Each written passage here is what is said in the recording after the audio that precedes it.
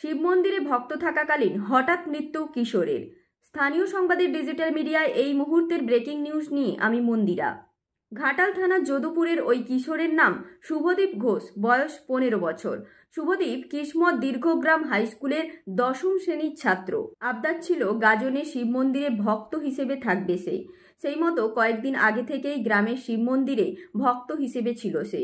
শুভদীপের পরিবারের লোকেরা জানাচ্ছেন, আজ বুধবার হঠাৎই সে গুরুতরভাবে অসুস্থ হয়ে পড়ে।